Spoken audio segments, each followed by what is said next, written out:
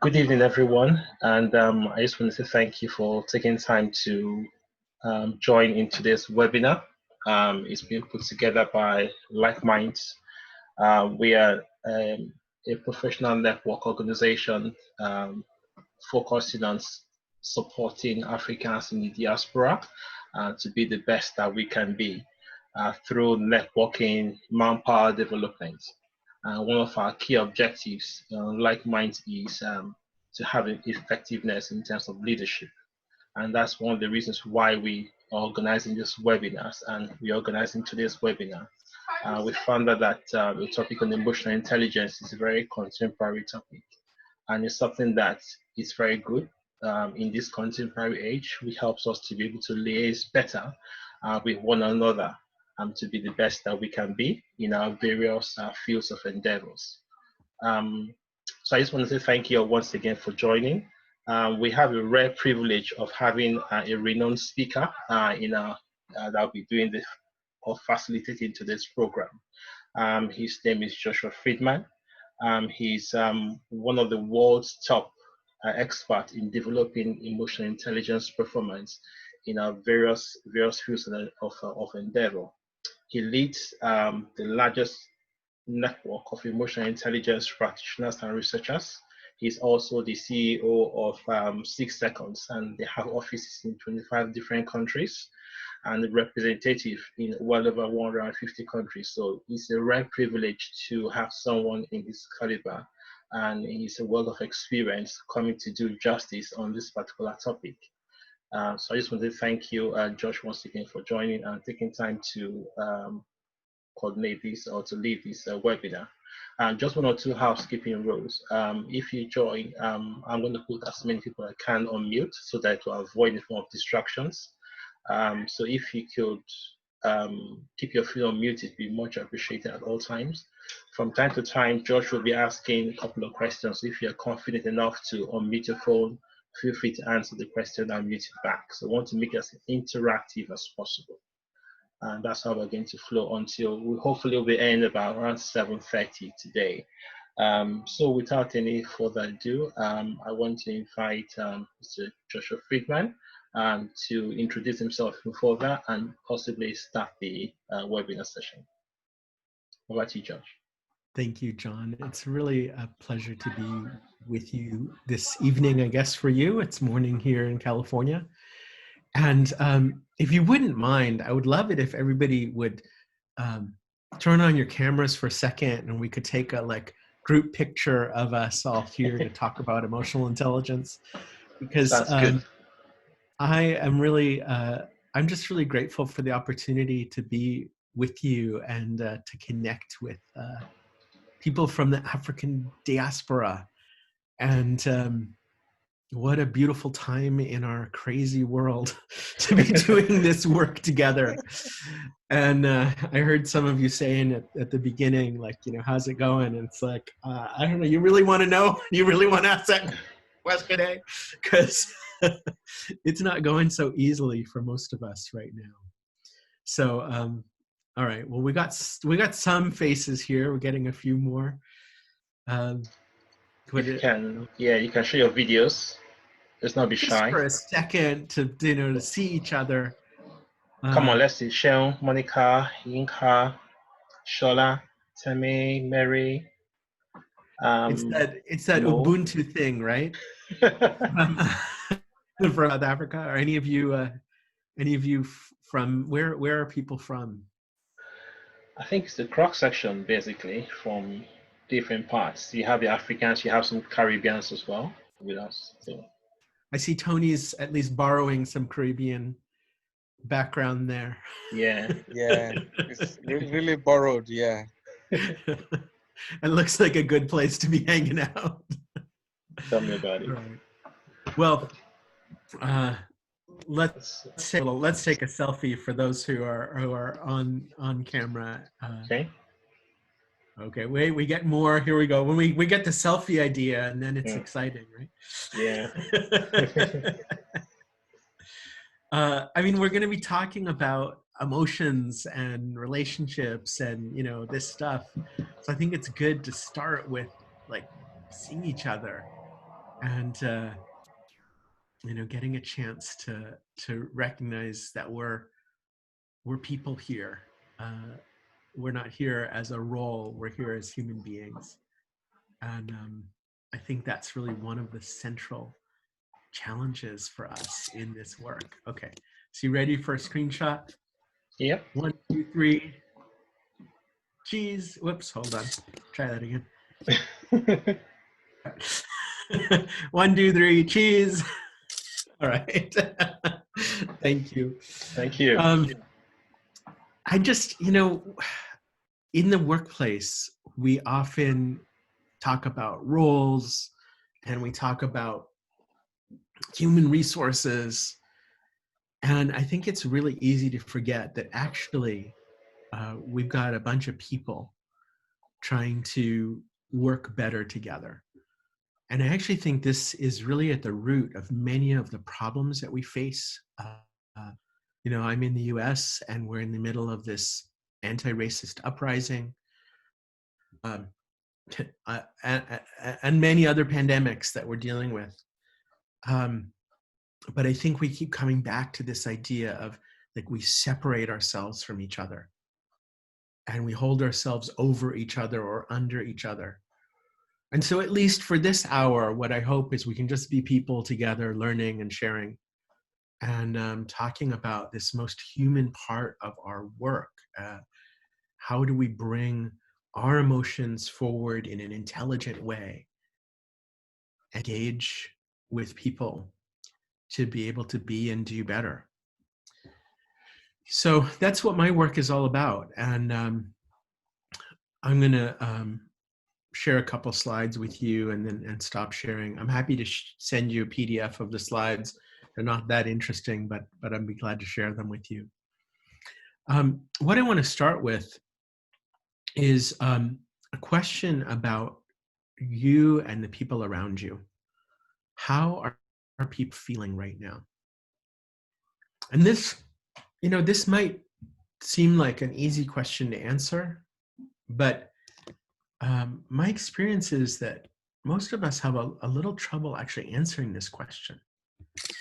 And I don't know if you caught this movie Inside Out, talking about some different feelings people have and what they mean, but we tend to push feelings aside.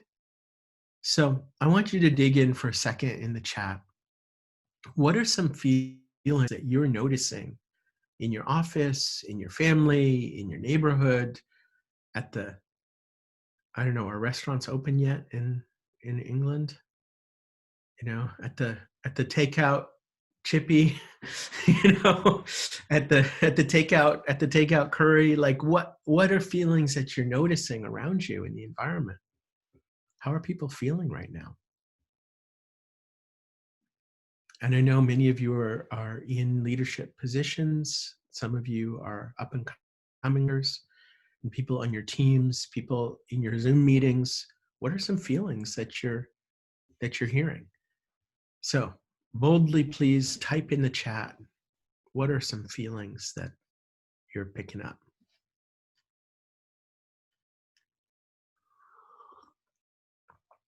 So far, super interesting answers in the chat. Okay. There we go. A few more. So we've got that anticipation of wanting to interact again, gloomy, uncertain, anxious, cautious, tired. Yeah, I think a lot of us, how many of you relate to this feeling kind of exhausted at this point? Show of hands. It's like these for a few weeks, okay, no problem, but now we're into a few months, and I don't know what things are like in your office, but in my office, we're starting to talk about, okay, how are we going to continue like this into 21? What happens if we can't fly for another year? Yes. Somebody wrote not in control, and that is so how I'm feeling. And I don't know, I guess a lot of you work in banking. And you're probably used to having a very logical like plan, and you know what's going to happen. Even though I work in emotional intelligence, I'm really, I'm a planner. I like having, usually my calendar is booked out an entire year ahead. And John said, "Hey, anybody want to do a webinar?" I'm like, "Well, I've got some space." Like, why not? Which is really weird for me. And that's heavy, in some ways. It's awesome in some ways, but it's also heavy in some ways. I feel a lot of uncertainty, and I have people on my team coming to me and saying, "Okay, what's going to happen with blah, blah, blah?" I'm like, I don't know. Can we make a plan out next quarter? I don't know. And that's not super fun. So we've got these feelings in the environment, and we also have some other feelings like, maybe some more appreciation, maybe some more, some people talked about excitement, and there's a lot of learning that we're doing right now. We've got all these feelings in the environment. I want to share a little model with you, which is the business case for emotional intelligence in one slide. Okay. So this applies whatever sector you're in. So, you can be working for a nonprofit community organization like me. 6 Seconds is a not-for-profit. We're working all over the world trying to increase emotional intelligence. And for us, increased value would be that all people have more skills and support to connect with themselves and each other. That would be the value. The value would be people wake up in the morning feeling more alive, more accepted for who they are, more able to be themselves, more able to find their own voice and lift it up. That would be increased value for me. And for some, increased value would be like more money in the bank, or maybe it would be more customers, or maybe it would be, higher, more accounts per customer, or whatever it is. Maybe you work in healthcare and it's like more people staying alive. Whatever you mean by increased value, just think about what that is for a second. And then consider that in some ways, the customer experience is going to be central to that increased value, right? So if customers don't, let's say you want more customers and they don't like your thing, you're not going to get your increased value. So somehow the customer experience is going to be really connected to that increased value, that value proposition that you have. Now you can apply this to your internal customers too. So if you think, okay, I have some internal customers in my work, my increased value is I want to grow in my career. I want to be valuable. So what is the customer experience for your customers? So I want you to type in the chat for a second. What do you want your customers to be experiencing? Whether those are external customers or internal customers, how do you want them to feel in order to, what should they say? We want this increased value. So I'm going to talk to some of your customers and I'm going to say, so, what's it like to work with John? What's it like to work with Tony or Colin or Toysai? And they're going to say, oh, well, when I work with them, I get X, Y, and Z. What is that X, Y, and Z, please? Refreshed. Oh, wait. Trust in us, value, motivated, growth. They feel like a priority. They're confident, good, satisfaction, value for money, even things are tough, right? Reassurance that I'm walking this journey with them, satisfaction. I want to challenge you on satisfaction because just think about you're about to get married and your spouse, about to be spouse says, so how do you feel about a relationship? And you say, oh, I'm satisfied. What's going to happen? Yeah, I feel satisfied. That's not enough. We need something more engaging than satisfied if we're going to get married. And maybe we need something more engaging than satisfied if we're going to really have a great customer relationship and actually increase that value.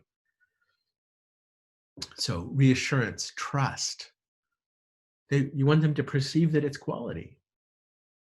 And so they're going to feel that. All right. So then the next question is a little harder. Whoops. Which is, you think about your climate that you're creating inside your workplace, in your team, in your organization.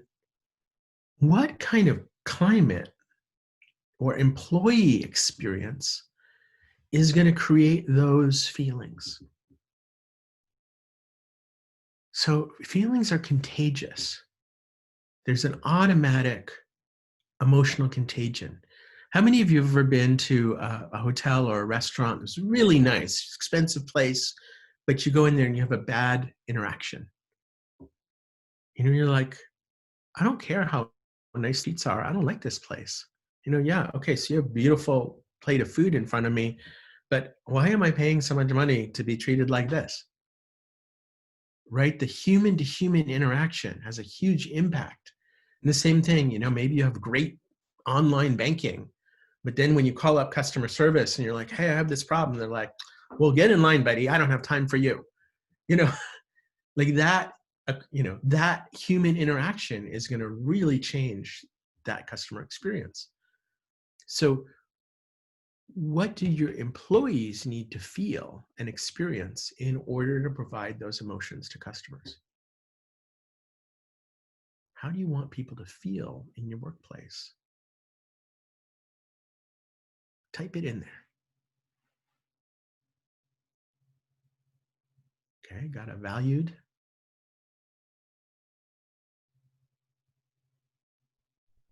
Appreciated, supported, valued. And by the way, how do you want to feel in your workplace? Right person, informed, empowered, valued, valued, valued. Okay. Belonging, welcome and accepted, appreciated, good. Okay. So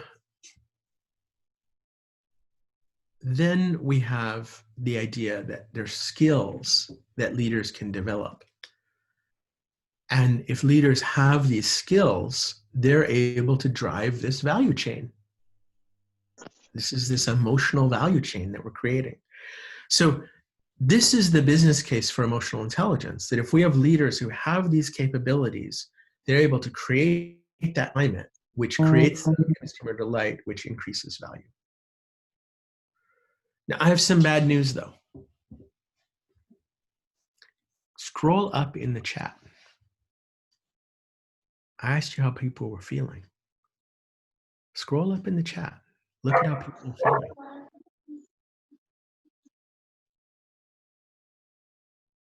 And then scroll down to the bottom of how you want them to feel.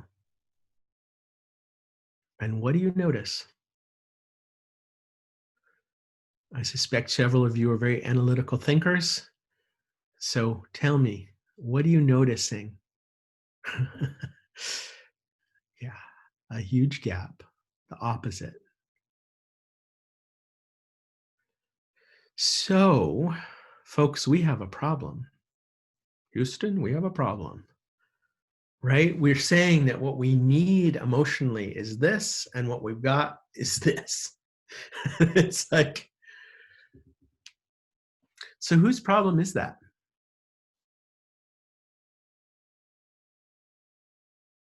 Is that the CEO's problem? Chairman of the board's problem?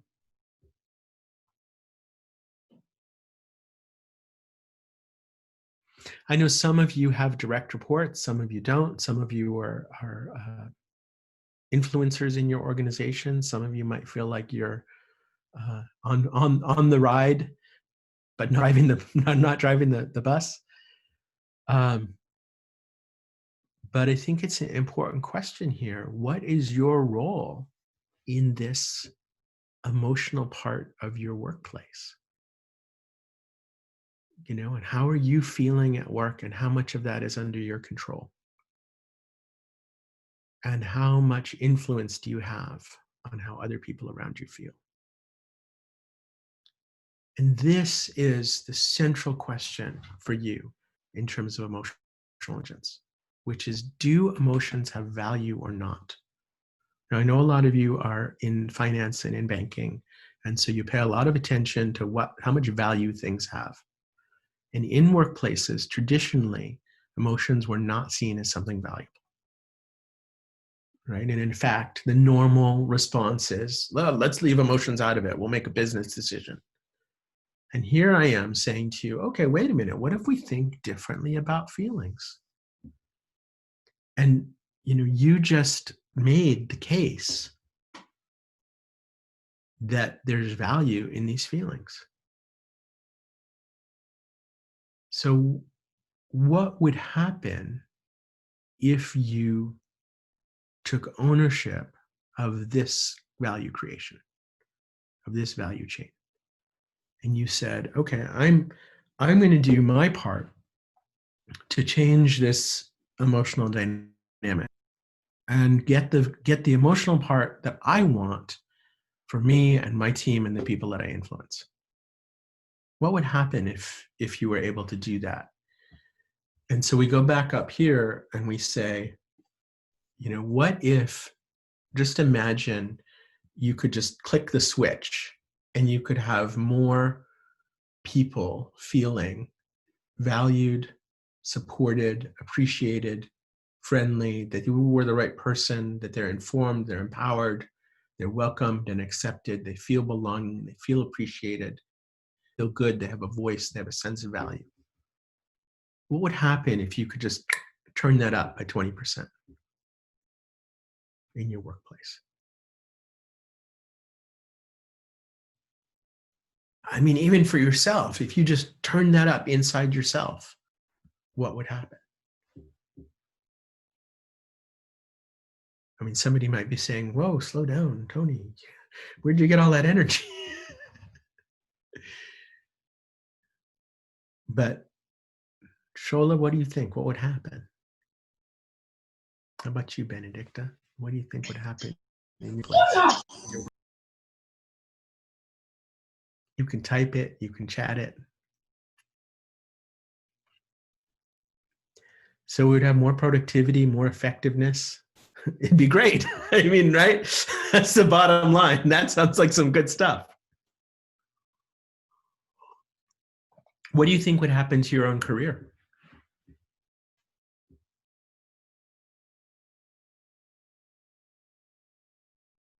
If people looked at you and said, wow, look at Femi's team. Am I pronouncing it right? Femi? Femi? Okay. Femi. Look at Femi's team. What's going on there? They have energy. They want to come to work. What's going on there?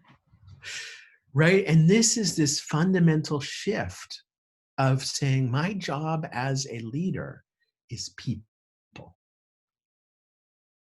And I don't know about you, but so often I forget that. And I think, oh, I'm a manager. I'm doing tasks. My job is to do this and do this and do this. And I think that as a leader, we have to remember that our job is people. And we have a basic formula here. Emotions drive people. People drive performance. And that's what this slide shows. Emotions drive people. People drive performance. And by the way, at the bottom right of the slide, you'll see we have a business case which captures a lot of evidence about why we know this is true all over the world, and a bunch of case studies of seeing what happens when you grow emotional intelligence in all kinds of organizations, again, all over the world. So I want you to think about somebody in your work life. It doesn't even be work life. Somebody in your life, anytime in your life, who you say, you know what, that person really brought out my best. That person was really a leader for me. Can you think of one? No, we don't need an A grade, right? We don't need an A star. We'll just like, we'll settle for an A minus or even a B plus, but somebody who really helped you bring out your best. Can I see a hand if you've thought of somebody? Okay. There's this weird thing about Zoom, you know, like I feel like I'm talking to outer space sometimes. So I appreciate you sharing and interacting and typing. How did you feel when you were with that person?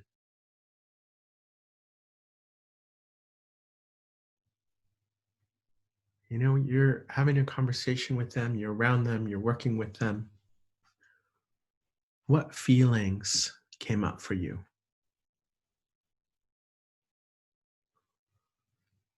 And what allowed that to happen? What created that? What facilitated you to have those feelings? What about that? What about that relationship? Is there something, some skill they had, some attribute they had, some way of interacting they had that helped you have those feelings? So people says, demanding but brought out the best in me, put me at ease, empowered, comfortable and accepted, an achiever, wanted to do more, extra effort, confidence. What about that person brought those things out?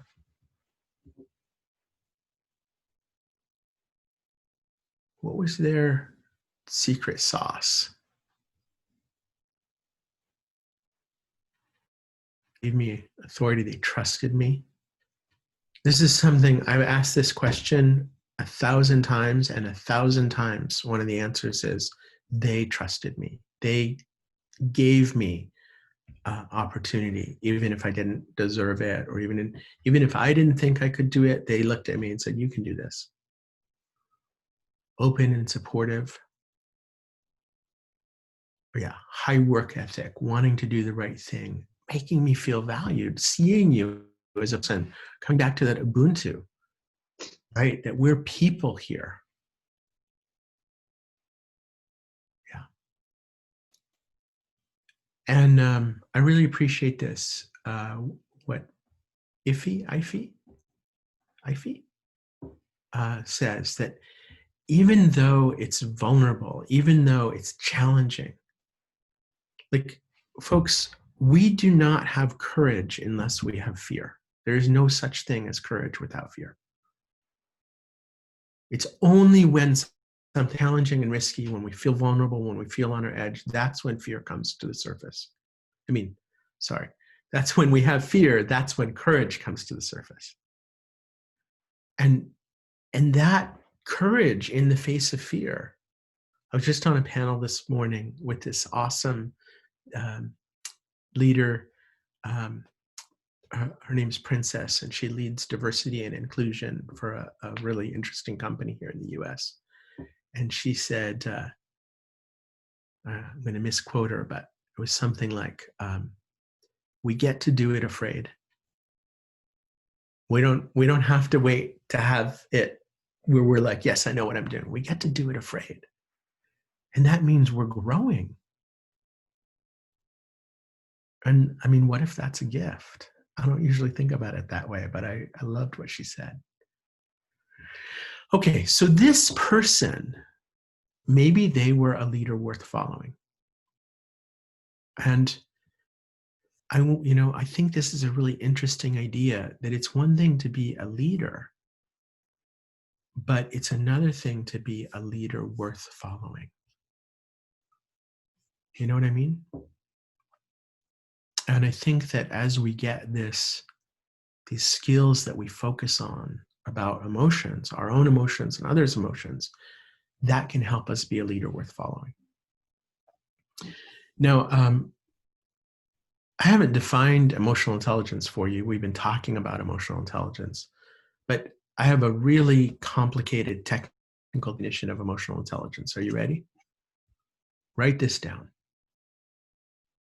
Being smarter with feelings. That's it.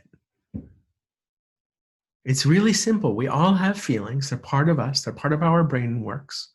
We don't get to leave them at the door. We can fake that. We can be irrational and pretend that people are just rational. You know, I love that. The CFO's like, let's just be rational. Let's not be emotional here, people. Come on, I said, don't be emotional. Right? You're like, whoa, dude. Okay, we'll be rational, man. Like, come on. We are not just rational beings. And it is irrational to pretend that we are. Let's just get real.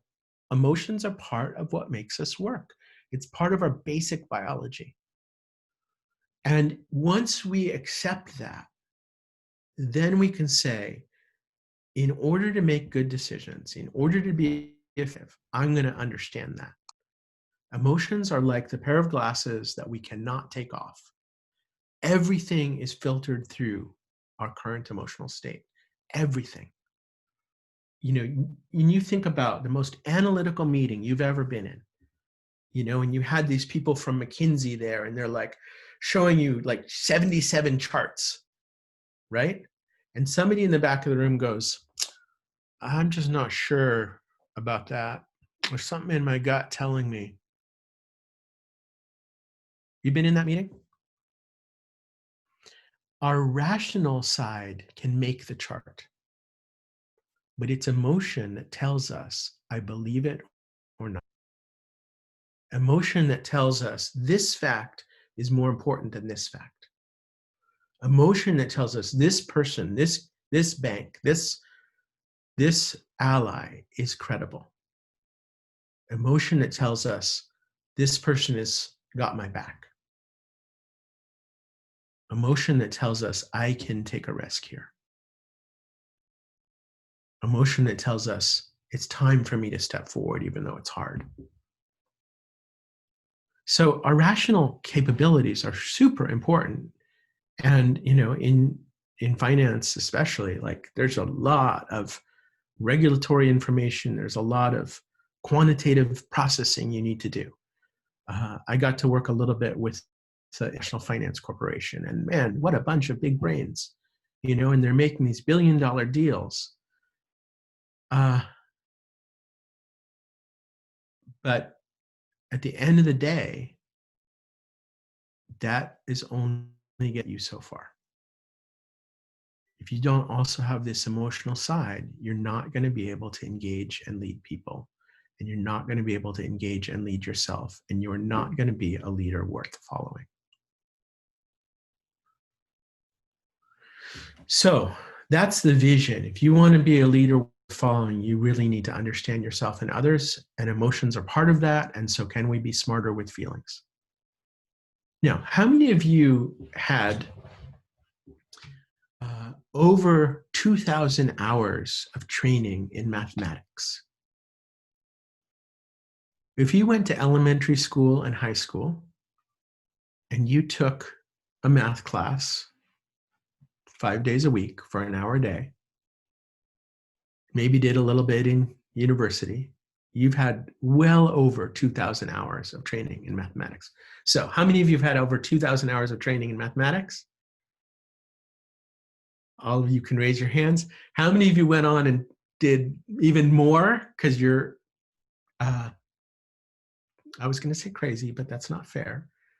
My parents were mathematicians. So how many of you went on and did even more in university? And how many of you even went more and did an engineering degree or an MBA degree? You've had way too much training in mathematics. How many hours of training have you had in emotions? I got a 0. I got a head shake. Right? So by the way, I don't think emotions are more important. I don't think emotional intelligence is more important than rational intelligence. We really need rational intelligence. It's just that we've developed our rational intelligence like crazy. We've had tons of training on it. You know, and you think about, you went in to start working and you got training in your workplace, and maybe you got a little bit of training about people, like this much, and you got this much training about systems and policies and procedures, right? And even now, you think about the training you've been in the last couple of years, and times you've been like at a conference or a workshop, you're doing your professional development, even in a leadership training program, most of it is rational.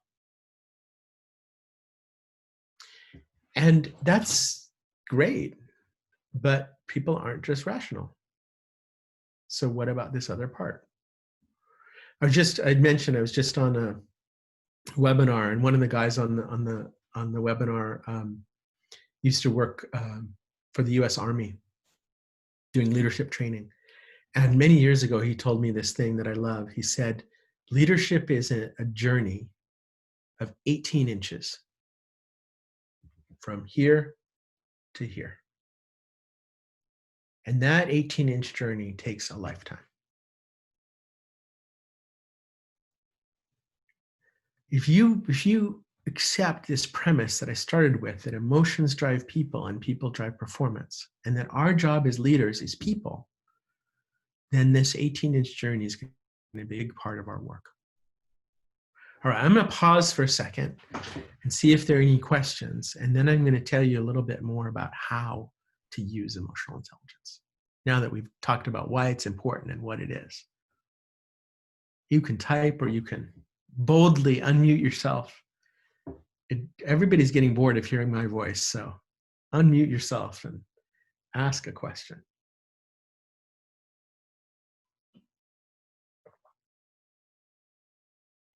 Hi, Joshua. This is Dawood.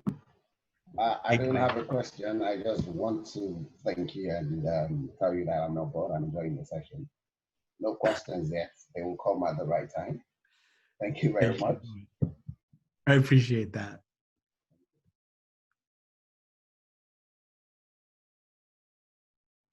All right. Going once. Josh, Yeah. this is Tony. Hey, Tony. Yeah.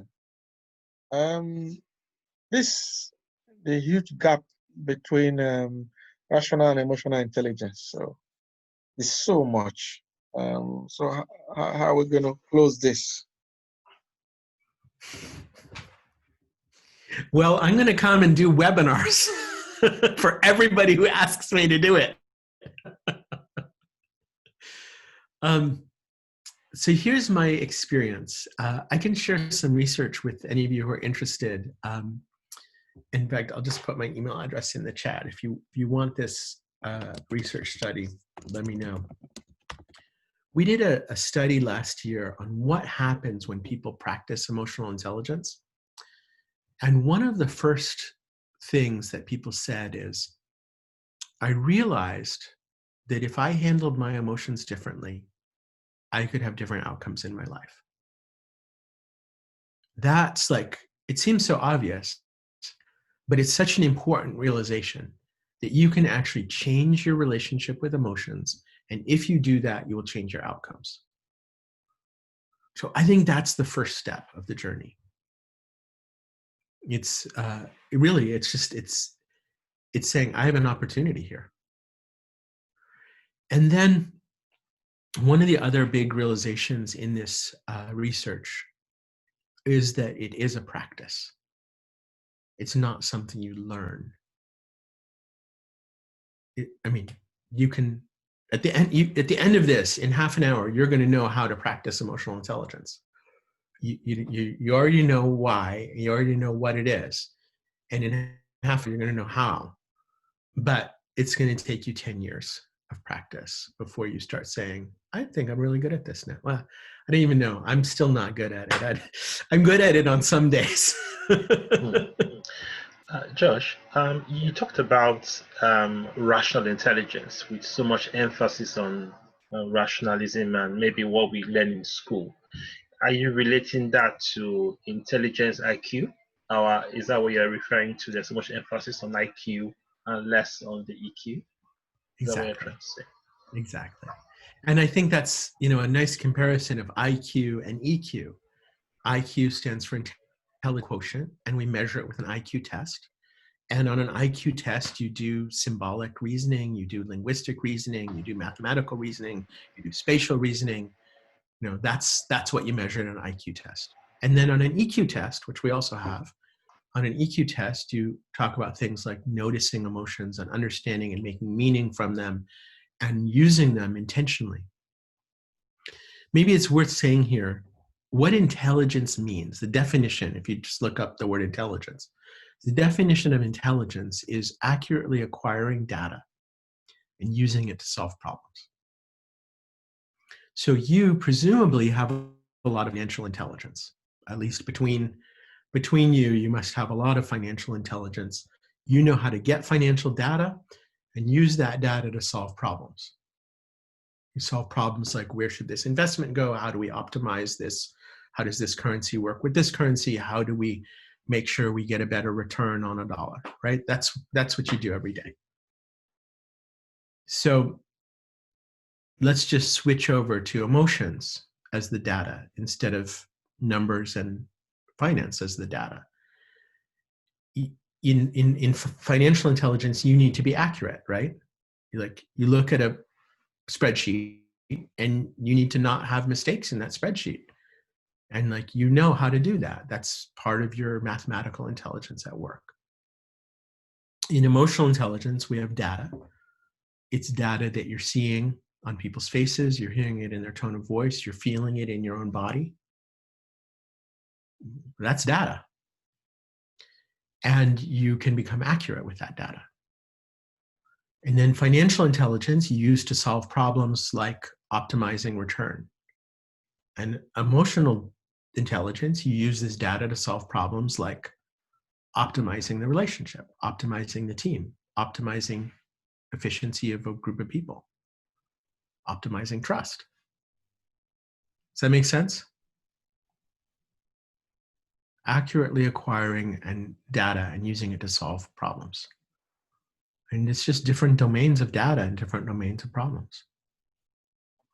All right, so how do we do that? I want to share with you a really cool project. And I share this with groups all the time. I think it's particularly interesting to share it with you as a group of people from the African diaspora, because this is a project based in Kenya. And one of our partners there is the Wangari Maathai Foundation. Any of you know the Wangari Maathai? Anybody know who Wangari Maathai was? Quiz show? Okay, I'm excited to tell you because Wangari Maathai was the first African woman to win the Nobel Peace Prize. And she was the first environmentalist anywhere in the world to win the Nobel Peace Prize.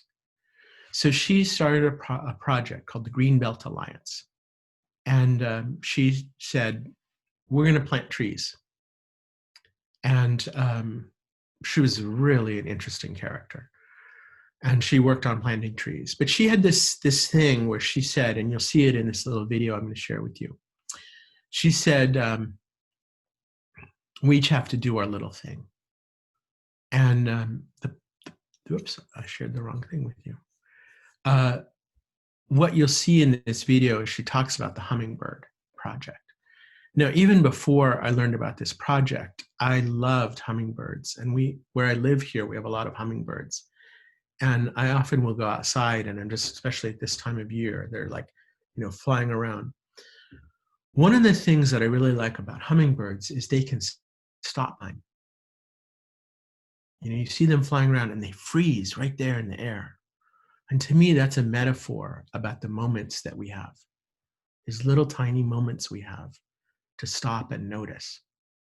But I'll come back to that. I want to share with you the Hummingbird Leadership Project. %73% of those they surveyed said they would be afraid to stand up for what they believe. 58% of them said they'd do anything for money. 45% of them believe corruption is okay. It's not that in itself that is wrong. what we've been saying is that is a huge opportunity for innovation and creativity.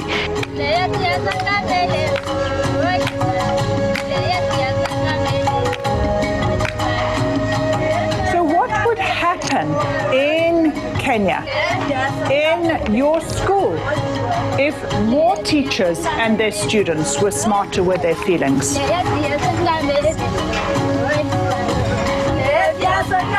EQ, emotional quotient, is just being smarter or wiser with your feelings. We are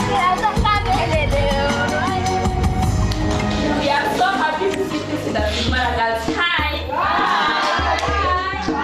It's not so much what people say, it's not so much what they do, it's more how they make you feel. Because emotions drive people, and people ultimately drive the outcomes.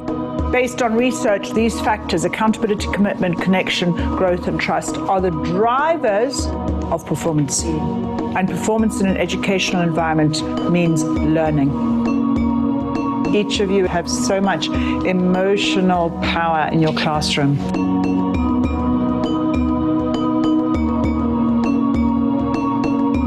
In education, we often talk about having a growth mindset.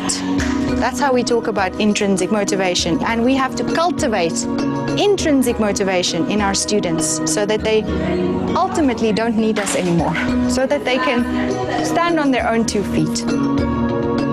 Don't worry about the enormity of the problem. Just do your little thing, because that's what will make the difference. And that's why we called it the Hummingbird Leadership Program, which is a program that you will be implementing in your school to support children in developing their self-awareness to become courageous leaders.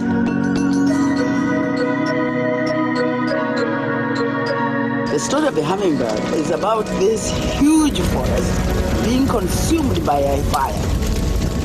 All the animals in the forest come out as they watch the forest burning, and they feel very powerless except this little hummingbird. It says, I'm going to do something about the fire. All the animals, they are standing there helpless, and they are saying to the hummingbird, what do you think you can do? You're too little. But as they continue to discourage it, it turns to them and tells them, I am doing the best I can. And that to me is what all of us should do.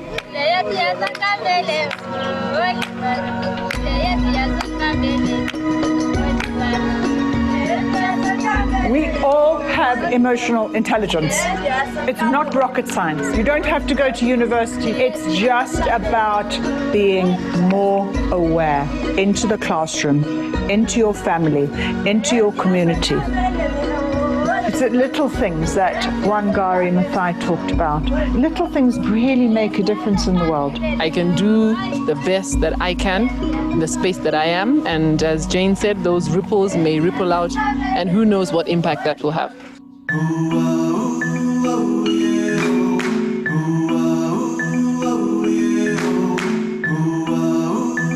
And so if we can become smarter with our feelings, even as educators, as teachers, as program officers, our societies are riddled with all manner of challenges. If we can channel the pursuit for money through the provision of services and goods, our young people are thinking about in this community, what problem can I solve? And in so doing, make money. The reality about values is they make more sense in action. We need to teach our children how to feel, to express themselves.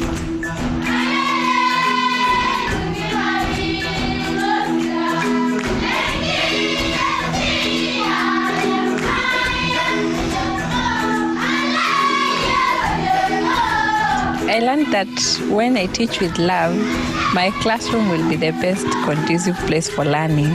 So as a teacher, I make resources be available to them. Then they will use those resources to change their attitudes. I've learned to appreciate the little effort done by the learners. Our feelings ride our actions. So our feelings are always what really drives institutions, drives Kenya as a country, drives us as a community, and drives me as an individual. Teaching is a calling, and that you give of yourself every day to these children about how we prepare these children for the future.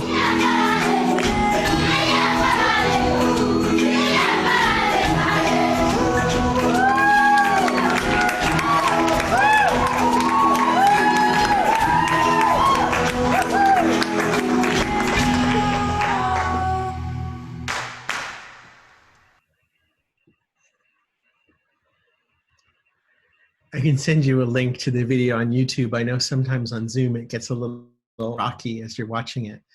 But what did you take away from that video? What inspired you or touched you, or what's one message for you that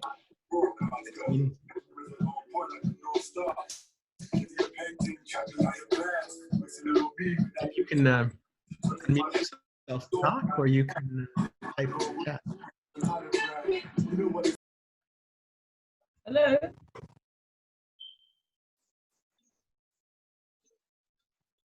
Hello. Hi. Hi. For me, what I am taking out of that is, as individuals, we all want to change the world, want things to get better, want to improve things, but it's sometimes overwhelming and like, what can I do? What's that little thing I can, whatever I'm going to put in seems to be so small. It's not really going to affect anything. But looking at the Hummingbird scenario, as long as you put in your best, I think that's just it. Put in your best, try the best that you can do, and then you'll be surprised what impact, like you said, what ripple, could develop. So that's what I'm getting out of this. Thank you very much. Thank you. Yes, it shows that nothing is insignificant. Everybody can make an impact, no matter how small it seems, and it helps the whole group, helps the whole team. Yeah. One more? Just some comments on the chat. Yeah. We all have a part to play. A little bit, whether you can see the immediate results or not. We all have a part to play. Always give your best. We all have emotional intelligence. It doesn't have to be taught in a structured environment. We should observe what's happening around us. Words of appreciation. Yeah, I like this genuine desire to make money into solving problems and serving our community. We're all part of the whole. There's power in teamwork. So a lot of fantastic messages. Unfortunately, Gary Mathai passed away a few years ago, but her daughter Wanjira is running the foundation now. And we just started this project and then had to pause because of COVID, but we're looking forward to the next steps and seeing what happens. If you can grow courageous leaders for the future of the planet, starting with 10-year-olds in village schools. And the teachers were really excited about doing this work. So we'll get back to you about what happens, I hope. But this metaphor of the hummingbird and this idea that we each have a part to play. And then the other thing that I said to you about a hummingbird, it's like has this amazing ability to be adaptable, to move, to be agile, and to stop. And this is really one of the big clues about emotional intelligence. We get caught up and go and go, go, go, go. And if we want to bring forward this intelligence that we all have, it's there. If we want to bring it forward, one of the best things we can do is just take a little pause, a little 6-second pause. It's one of the reasons our organization is called 6 Seconds, is this idea of just taking this little 6-second pause before we react. And what we're trying to do is, if you think about the metaphor of the iceberg, above the waterline is what's visible, and below the waterline are these drivers, these intangible drivers that they talked about in the video. And how do we tap into those intangible drivers to understand what's going on for ourselves, for our students, for each other? Emotions drive people, people drive performance. So we pause and tune into what's beneath the waterline. We've been trained to focus on this stuff up here. And our societies, that's what's normal, is to focus on the visible and the status and the role and the what somebody says and doesn't say and the behaviors. But with emotional intelligence, we can look and say, wait, what's really going on for this person? Now, from a sales perspective, from a leadership perspective, from a relationship perspective, if we can understand what's really going on for somebody, we can influence. We can connect with them in a different way. So how do we do that? So this is the process that we teach for how do you practice emotional intelligence. And as you can see, it's a circle and there are 3 steps. And because it's a circle, you can start anywhere. But I usually start over here in the blue part, noticing what are you feeling. And that's what we did at the very beginning of this webinar, like noticing feelings. And I asked you to notice other people's feelings, but of course you were noticing your own feelings. What's going on? This is data. And for us to get the data, we need to tune into it.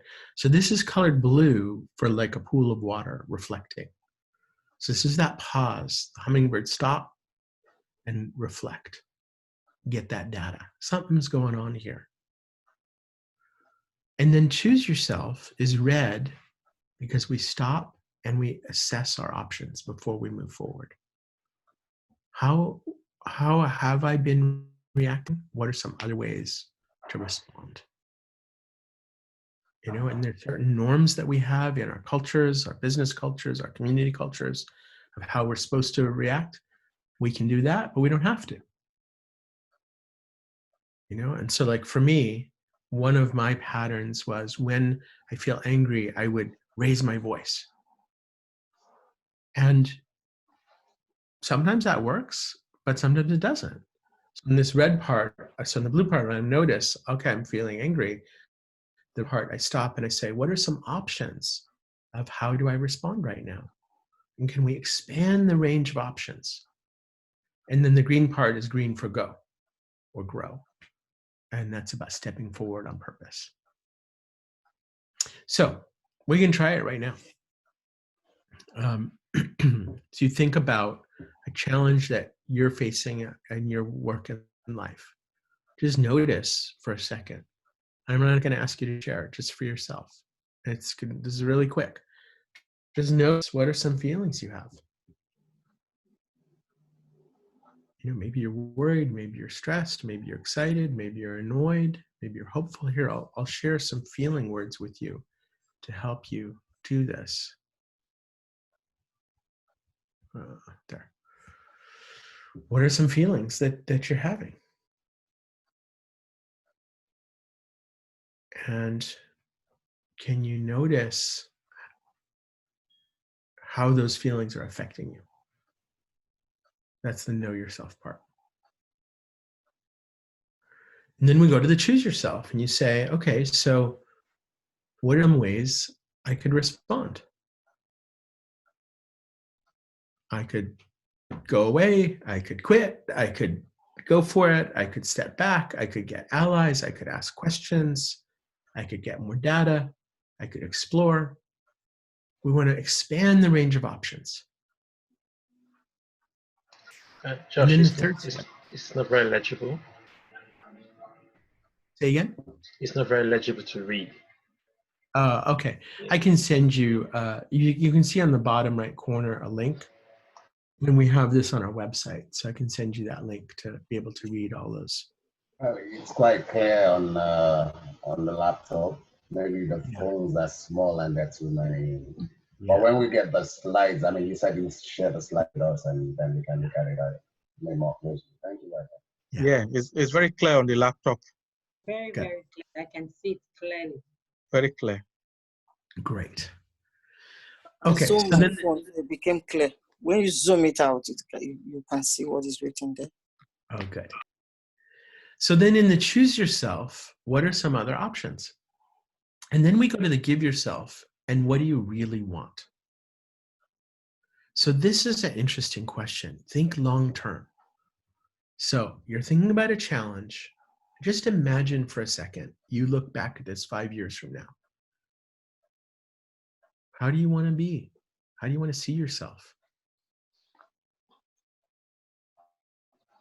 The other part of give yourself is about empathy and connecting with others. How are other people in this situation feeling? And when you make that connection to your purpose and to others, the situation becomes a lot more clear. So that's the process. That's the practice. And now all you have to do is do that thousands and thousands of times and get good at it. Easy, right? Well, it's easy to understand. It's not necessarily easy to do. I want to share one more thing with you. In the video, we referred to some of the Sustainable Development Goals. How many of you are familiar with the Sustainable Development Goals? Show of hands. A couple of you. Awesome. Many of you. What's one of the Sustainable Development Goals? Whether you're familiar with them or not, here they are. What's one of these that is energizing or interesting or feels important to you? You can type it in the chat or you can say it. What's one of these that you look at that and you go, yeah, that seems really important to me?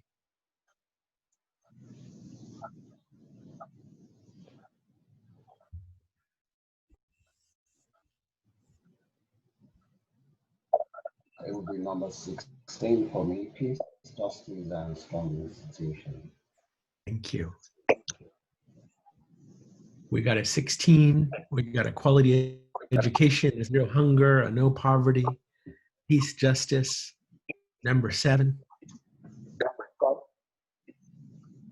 16, poverty, another poverty.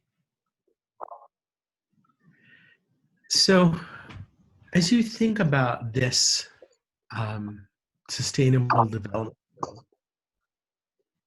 what are some feelings that you have?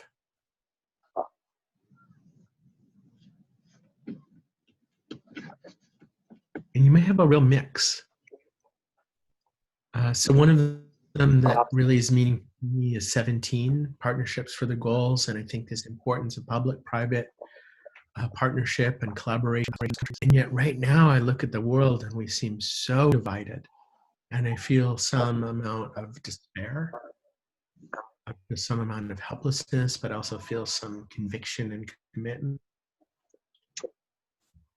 How about somebody else? What's one that you're tuning into, and what are some feelings you have about it?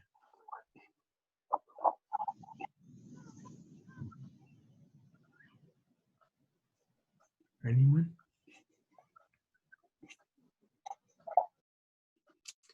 It's a bold leadership opportunity here. I don't think the question is clear. That's why everybody's silent. Can you repeat it? What's one of the, what are some of your feelings about the one that you identified? Okay, so say for 16, I'll focus on strong institutions. So say for a country like my own country, Nigeria, there is this belief that the institutions are not strong enough. That's why politicians and the elites can have their way without having thoughts for consequences. So if the legal systems are strong and operating as they should, then people would have more trust. If from the institutions like the police and the army are enabled and they're strong enough to do what they're expected to do, that things and the society will work a lot better, and people would know that there will be consequences for their actions. So that's my thought on that. I'm not sure if I answered your question, but So what I heard in your answer was some distrust, Yeah. some frustration, yeah, but also some hope, yeah. and maybe some. Yeah. And so this is someone else feels about the one you identified. Yeah. What is feeling?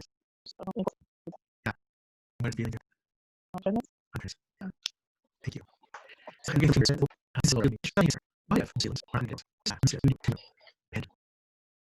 what's happening. Telling you you have a role. It feels because a message from you to what's important. Then you say, well, and you say, okay, what's my role? If I'm having this, tell me the thing. You can start out, going back to slide 4. It's better at noticing fears and don't read top 4. Look at all valuable promises and how passionate you are in this. So you can actually feelings and thought becomes better. This is the red part of the model. First blue part, now we're under the red part and saying, wait a minute, I can think about this in different ways. I can take action in different ways. Our thoughts and our feelings and our actions work together. This is the hummingbird job. And you say, what is my part? What is my little bit? I'm not going to fix this. What's my little bit? And then we come back to that idea of you being a leader worth following and saying, why am I going to do that? What kind of person am I going to be? That's the green part of the model, is this why. And connecting with your own sense of purpose gives you the courage, gives you the strength, gives you the energy to step forward just a little bit more. All right, so you just did it again. You just, for the second time, you've practiced emotional intelligence because we just went through all 3 parts. Thinking first about a challenge you're facing, and then about one of the sustainable development goals. What am I feeling? What are my options? What do I really want? That's the work of emotional intelligence. And as you can see, it's a really simple idea and a really simple process, but it takes a lot of practice to keep growing that insight, increasing that sense of connection, and stepping forward with more and more purposefulness. So that's what I wanted to share with you today. And I appreciate you taking the time, and I'm happy to answer any questions. And also share these with you so you can keep reading about it and thinking about it. Anybody got a question for me? Don't be shy. Yeah, feel free to, you can unmute your phone, your mics, and feel free to ask a question. You can put it in the chat. I'm happy to read it. And Josh. Yeah. Yes, thank you very much for the presentation. Quite insightful.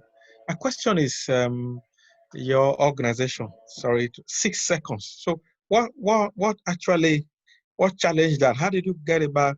Because 6 seconds looks like this. So what is the concept behind that name? So basically, emotions are chemicals, and the actual chemicals last for about 6 seconds. And anytime we feel something, there's this little 6-second window of opportunity.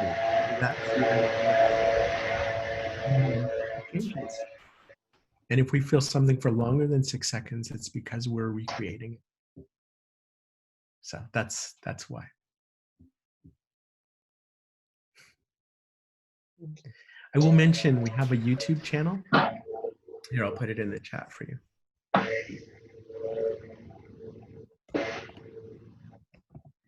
And on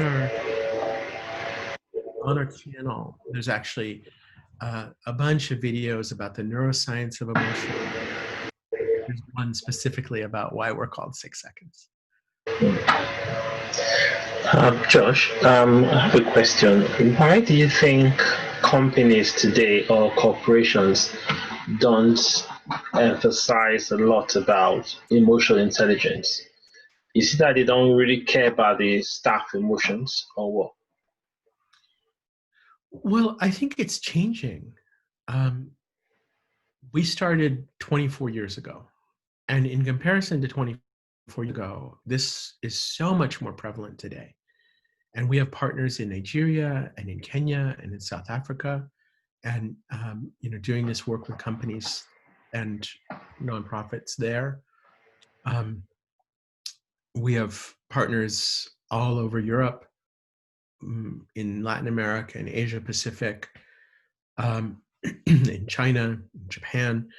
We're seeing worldwide a real shift in this and growing awareness. And I actually think the pandemic is putting a lot more awareness on these issues than was before. I showed you in one of the earlier slides a link to, let me just grab a new tab here, SICSEC.org/cases. And this is our case study library. And so those of you who are more analytical oriented, or it'd be helpful to see some more concrete examples of how this works in companies. Here you can see examples, in healthcare, in Siemens, in a lot of different kinds of organizations all around the world. Now, I don't know that we have one on banking. So if anybody wants to work with us on making a case study on banking, we are ready. I can tell you one of our partners has been working a lot with Sumitomo, and there has a growing level of interest. I've personally worked with American Express. I've worked with HSBC. We have a tiny case study, a really small case study about HSBC on here, a little project we did on team development. But it's time for us to do a bigger case study. But I think the answer is this is new stuff, and the culture of management comes out of a very hierarchical command and control vision of leadership, a kind of militaristic vision of leadership. That's became very popular in the colonial era. And that power dynamic, that idea of power over, and we're going to have human resources instead of human beings, I think it's created a depersonalized workplace. And increasingly, we're realizing that is not serving us. And more companies are saying, you know what, we actually need to put people at the center of our work. Our clients, our communities, our employees have to be at the center of our work. And that's how we actually create value. By the way, there's a whole movement of ethical and sustainable governance, ESG. And there's a lot of data now showing that companies that are embracing ESG principles are making more money, and their stock prices are growing in better ways. So from a business case perspective, I think looking at this ESG data is a helpful way for companies to start saying, oh, okay, well, maybe I'm doing it because I want to make money, but whatever, I'm going to pay attention to people in different ways. Just for example, companies with more diversity at senior level are more profitable over the last 50 years.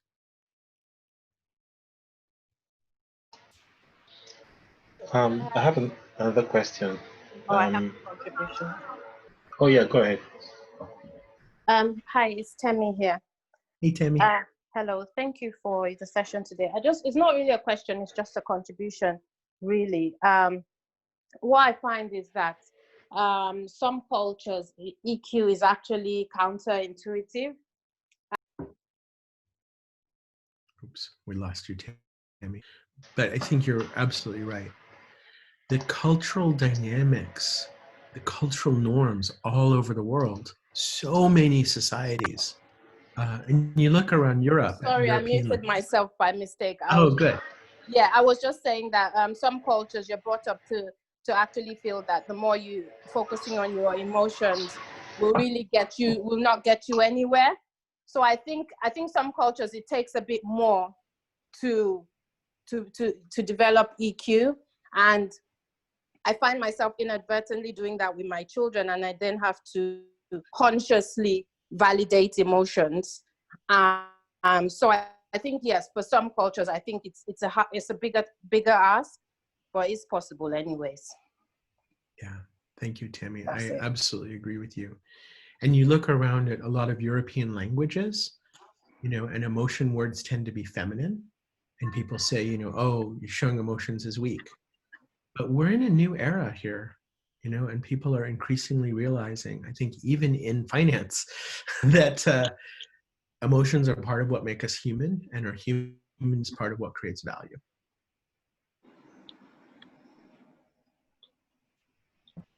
One more question? Yeah, just down to the question I was going to ask. Yes, I have a question. Okay, carry on. I should? Yeah, go ahead, please. Okay. This is Ify here. Thank you so much, Joshua. My question is this: how do you deal with, say, for instance, not your direct boss, so this might be a professional colleague, someone you care about, whom you think actually needs to up their EQ? Because I do have someone, and I find that his staff so much pain, they come in, they have all these panic attacks. He doesn't seem to know that there is something wrong from his own side. I think he tries to peg it at, oh, they're not hardworking enough. I'm in Nigeria, by the way. And I look at him and I'm thinking,